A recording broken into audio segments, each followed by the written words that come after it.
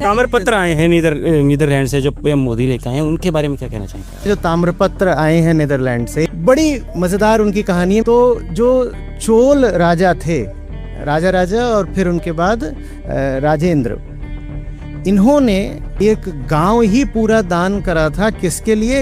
एक बौद्ध संस्थान बनाने के लिए। और ये जो राजा हैं, ये खुद पक्के शैव थे, शिव भक्त। इन्होंने बौद्धों को जमीन दी है कि आओ और आकर बनाओ।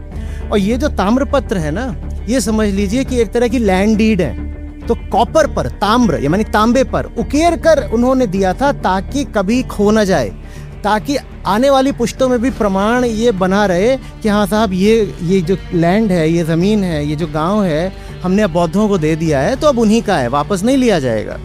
इतना ही नहीं था, वो जो बुद्धिस्ट इंस्टीट्यूशन वहाँ बन रहा था, विहार, उसके पैटर्न भारत से बाहर के थे। जो श्री विजय साम्राज्य था, समझ लीजिए सुमात्रा इंडोनेशिया का, वो उसके पैटर्न है। तो हमारे राजा, हमारे तमिल राजा, जो खुद शिव भक्त हैं, शैव हैं, वो बौद्धों को ज़मीन दे रहे हैं, और ऐसे बौद्धों को ज़मीन दे रहे हैं जिनके पैटर्न सुमात्रा में है। ये होता है एक राजा का दिल। और इस मुद्दे पर मीडिया बहुत कम चर्चा करेगी कि भारत में मजबूती का मतलब ये नहीं होता था कि हम जाकर के दूसरों को दबा देंगे या दूसरों को छीन लेंगे।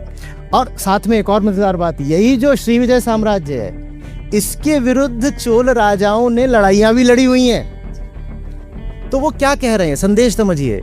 वो ये कह रहे हैं कि साहब, डिप्लोमेसी अपनी जगह है, लेकिन मुझे बुद्ध को सम्मान देना भी आता है, भले ही मेरे अपने महल में शिव की पूजा होती हो। तो इस मुद्दे पर ज़्यादा बात होनी चाहिए, तो आपको अपने राष्ट्र पर गौरव और बढ़ जाएगा, और बढ़ जाएगा। तो पूरी बात जानने से डरा मत करिए, और पूरी बात बहुत रोचक है और बहुत शिक्षाप्रद है।